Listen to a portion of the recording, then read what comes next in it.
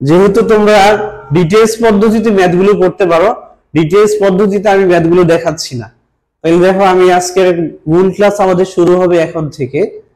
দেখো সুন্দর একটি থাম্বনেইল দেয়া আছে, এখানে খেয়াল করো যে এখানে শর্টকাট টেকনিক, এই থিওরেমের মাধ্যমে আজকের ম্যাথগুলো আমরা করব উইদাউট ইউজিং এনি ফর্মুলা। কোনো সূত্র ছাড়াই তোমরা ম্যাথগুলো মুহূর্তের মধ্যে করতে পারবে। খেয়াল করো আমরা এখানে কি লিখছি, যে তেলা মাথায় তেল দেয়া, যেটার সাথে তোমরা সবাই পরিচিত, যে তেলা মাথায় তেল দিতে হয়, যার মাথায় তেল আছে তাকে তেল দিতে হয়। তাহলে দেখো তেলা মাথায় তেল দেয়া, অথবা আমরা যে থিওরেমটা আজকে ম্যাথগুলোর জন্য ইউজ করব সেটি হচ্ছে বার্লে যোগ কমলে বিয়োগ থিওরি। আর এখানে আমরা দেখো প্রথমে সরল রেখার রচনা লিখবো, যে তোমরা ছোটবেলায় রচনা শিখে আসছো, গরুর রচনা, তারপরে হচ্ছে এই ধরনের বিভিন্ন রচনা 5 লাইনে লিখো অথবা 3 লাইনে লিখো। যখন আমরা ক্লাস 1, 2 বা 3 তে পড়েছিলাম তখন এইভাবে আমরা লিখেছিলাম। তো এখানে দেখো ছোটবেলার মতো আমরা সরল রেখার রচনা লিখবো। কিভাবে সেটা দেখো, সরল রেখার রচনা হবে জাস্ট 3 লাইনে। প্রথমটি হচ্ছে দেখো দুই বিন্দুর পার্থক্য নির্ণয় করা। সরল রেখার রচনা পারার জন্য এখানে কোনো সূত্র পাঠতে হবে না, শুধুমাত্র জাস্ট যোগ বিয়োগ পারলেই চলবে। তাইলেই আমরা দেখো আজকের মোটামুটি ম্যাক্সিমাম ম্যাথ করে ফেলতে পারবো এখানকার। তাহলে সরল রেখার রচনার প্রথম লাইন হচ্ছে দুই বিন্দু দেয়া থাকবে, যেহেতু অঙ্কগুলো বিন্দু সম্পর্কিত, সো প্রশ্নের মধ্যে বিন্দু দেয়া থাকবে। আমরা কি করব, দুই বিন্দুর পার্থক্য নির্ণয় করব। প্রথমে বিন্দুর পার্থক্য নির্ণয় করব কিভাবে, খেয়াল করো সবাই। পার্থক্য নির্ণয়ের জন্য দেখো, তাহলে দুই বিন্দুর পার্থক্য সমান হবে বড়টা মাইনাস ছোটটা। এইভাবে আমরা পার্থক্য নির্ণয় করব। দুই বিন্দুর পার্থক্য হবে বড়টা মাইনাস ছোটটা, অর্থাৎ বিন্দু দেয়া থাকবে ভুজকুটি, তোমরা জানো। তাহলে দুই বিন্দুর পার্থক্য আমরা নির্ণয় করব কিভাবে ভাইয়া, বড়টা মাইনাস ছোটটা, এইভাবে। ঠিক আছে, দেখো আমি এখানে একটা সংখ্যা রেখা এঁকে রেখেছি। তাহলে পার্থক্যটা কিভাবে বের করবো আমি একটু পরেই দেখিয়ে দিচ্ছি।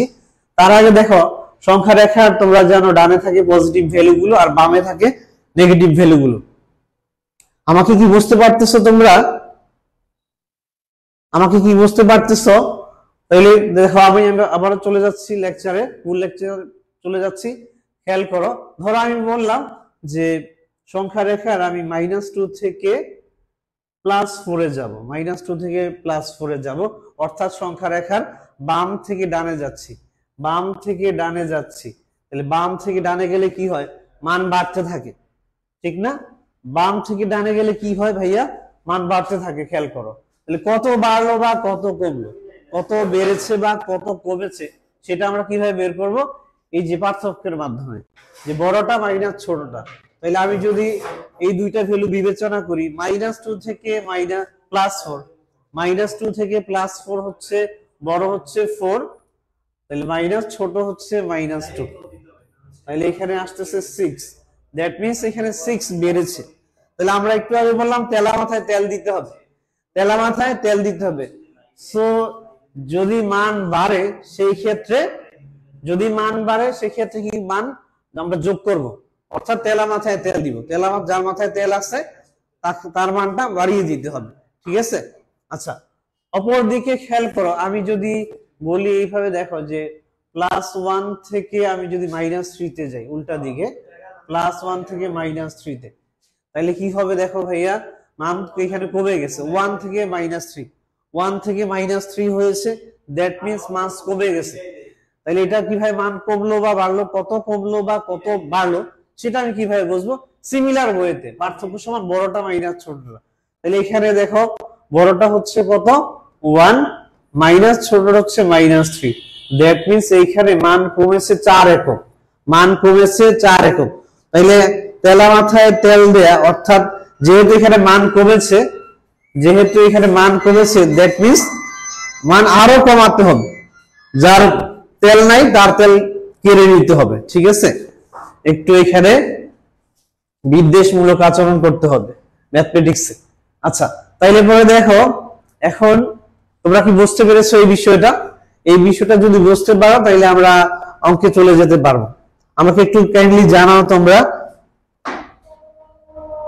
আমাকে কাইন্ডলি জানাও যে তোমরা বুঝতে পেরেছো কিনা, এইটুক পর্যন্ত কারো প্রবলেম আছে কিনা আমাকে বলো, এইটুক পর্যন্ত প্রবলেম আছে কিনা। আচ্ছা, কর্নারে দেখা যাচ্ছে না, ওকে, কর্নারে যেহেতু দেখা যাচ্ছে না আমরা স্লাইডটা একটু ছোট করে নেই।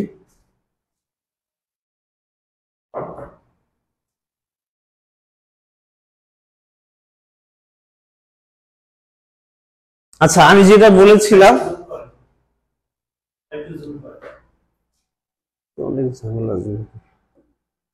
আমি যেহেতু বলেছিলাম যে দেখো, আচ্ছা এখন কি দেখা যাচ্ছে ভাইয়া, একটু দেখো তো সব ফুল বোর্ড দেখা যাচ্ছে কিনা। আচ্ছা, আমরা যেটা বলতেছিলাম সেটা হচ্ছে মান যদি বাড়লে কি করতে হবে, মান আরো যোগ করতে হবে, বাড়লে যোগ করতে হবে আর কমলে বিয়োগ করতে হবে। এইটুক কি তোমরা বুঝতে পেরেছ? এইটুক কি বুঝতে পেরেছো? সবাই আমাকে একটু কাইন্ডলি জানাও।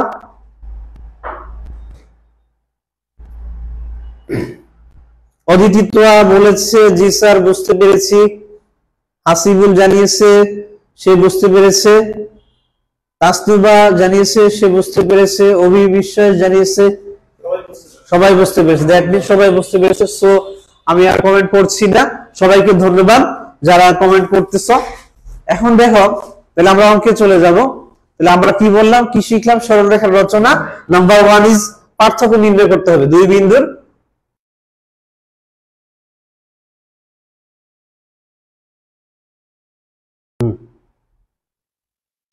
সো খেয়াল করো, যেটা বলতেছিলাম যে আমাদের সরলরেখার রচনার ফার্স্ট লাইন ছিল দুই বিন্দুর পার্থক্য নির্ণয় করা, অর্থাৎ ভুজ থেকে ভুজের পার্থক্য, কোটি থেকে কোটির পার্থক্য। 2 নাম্বারটা হচ্ছে যে যদি মান বাড়ে, আমরা যদি দেখতে পাই পার্থক্যের মধ্যে মান বেড়েছে, আমরা কি করব? যোগ করব। মান বাড়লে যোগ করতে হবে, অর্থাৎ তেলা মাথায় তেল দিতে হবে। ঠিক আছে? তাহলে কি করতে হবে বলো তো? মান বাড়লে কি করতে হবে? তেলা মাথায় তেল দিতে হবে, এইটা মনে রাখতে হবে। অঙ্ক মনে রাখার দরকার নাই, তোমাকে মনে রাখতে হবে যে তেলা মাথায় কিভাবে তেল দিতে হয়। ঠিক আছে? তাইলে পরে খেয়াল করো আমি যেটা বলতেছি। তাইলে দেখো, যদি মান বাড়ে আমরা কি করব?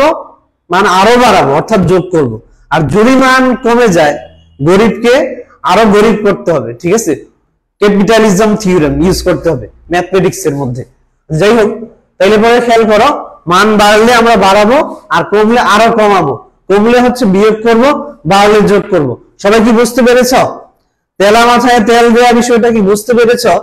কমেন্টে জানাও, লিখো তেলা মাথায় তেল দেয়া বুঝতে পেরেছি, এইটুক লিখো। একটু পরেই আমাদের ফার্স্ট কুইজ আসতেছে, প্রথম কুইজ। তোমরা রেডি হও, প্রস্তুত থাকো প্রথম কুইজের জন্য। আমরা দেখব কে পাবে আজকের প্রথম কুইজের পুরস্কার, অর্থাৎ 50 টাকা রিচার্জ। 50 টাকা রিচার্জ কে পাবে আমরা দেখব। একটু পরেই আমাদের প্রথম কুইজ চলে আসতেছে। ওকে, আমি একটু পানি খেয়ে দিচ্ছি।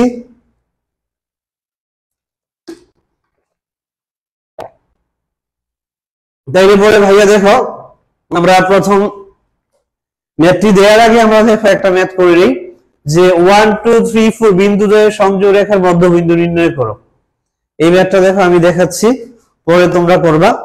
যে 1 2 3 4 বিন্দুদ্বয়ের সংযোগ রেখার মধ্যবিন্দু নির্ণয় করো। এটা আমি জানি সবাই তোমরা পারো, মধ্যবিন্দু সূত্রের সাহায্যে তোমরা করে ফেলতে পারবা মুহূর্তের মধ্যে।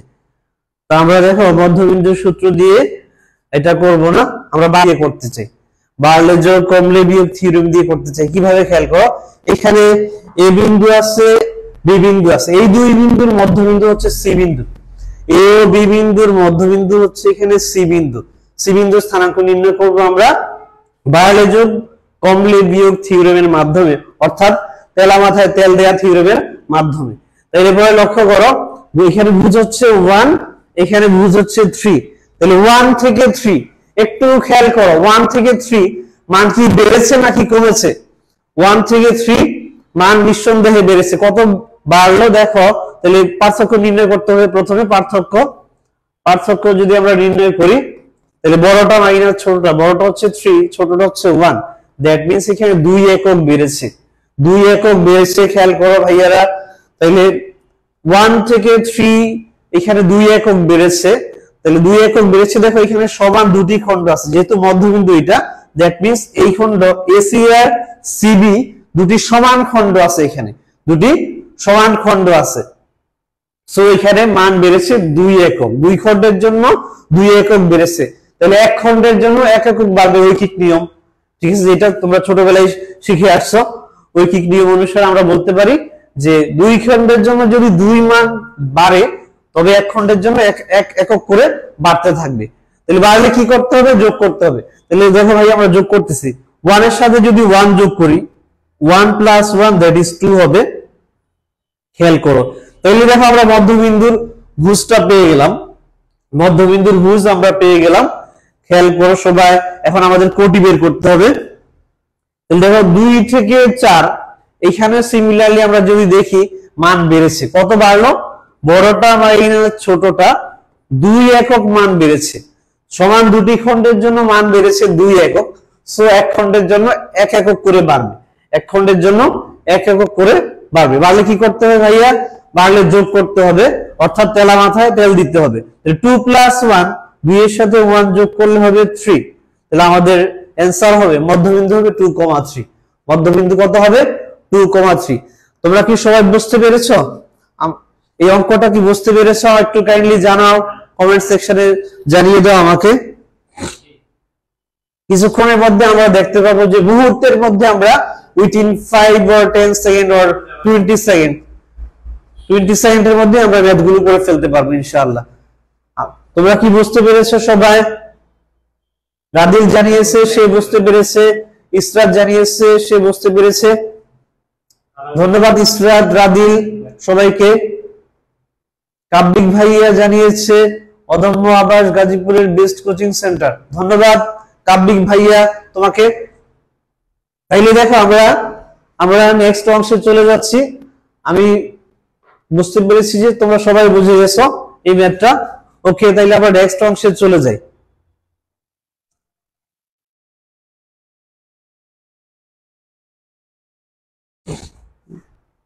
সো খেয়াল করে দেখো, আমরা পরবর্তী ম্যাথে চলে যাচ্ছি। পরবর্তী ম্যাথটা দেখো, এখানে আছে -3, -2 এবং 6, 4 বিন্দুদ্বয়ের সংযোগ রেখার সমত্রিখণ্ডক বিন্দুদ্বয় নির্ণয় করো। পরের প্রশ্ন দেখো, একটু স্লাইড কঠিন, ঠিক আছে। পরের প্রশ্নটা দেখো, -3, -2 এবং 6, 4 বিন্দুদ্বয়ের সংযোগ রেখার সমত্রিখণ্ডক বিন্দুদ্বয় নির্ণয় করতে বলা হয়েছে। সমত্রিখণ্ডক বিন্দুদ্বয় নির্ণয় করতে বলা হয়েছে। দেখো এখানে চিত্র অঙ্কন করা আছে। চিত্রটা কি? এই যে দেখো এখানে -3, -2 থেকে 6, 4, অর্থাৎ আমি যদি ধরে নেই যে এই চিত্রের -3, -2 হচ্ছে এ বিন্দু আর 6, 4 হচ্ছে বি বিন্দু। ধরে নিলাম এবি রেখাটি পি এবং কিউ বিন্দুতে সমত্রিখণ্ডিত হয়েছে, অর্থাৎ এখানে সমান 3টি ভাগ আছে। দেখো এপি একটা অংশ, পি কিউ একটা অংশ, কিউবি একটা অংশ, সমান 3 ভাগ আছে এখানে। খেয়াল করো সবাই, তাহলে যদি সমান 3টি খণ্ড থাকে, মাঝে দেখো দুটি বিন্দু তৈরি হয়েছে, একটা হচ্ছে পি বিন্দু আর একটা হচ্ছে কিউ বিন্দু। আমাকে বলা হয়েছে পি বিন্দুর স্থানাঙ্ক নির্ণয় করার জন্য আর হচ্ছে কিউ বিন্দুর স্থানাঙ্ক নির্ণয় করার জন্য। আমি কি বোঝাতে পেরেছি? এইটুক পর্যন্ত কি তোমরা বুঝতে পেরেছো? আমাকে কাইন্ডলি জানাও এইটুক পর্যন্ত।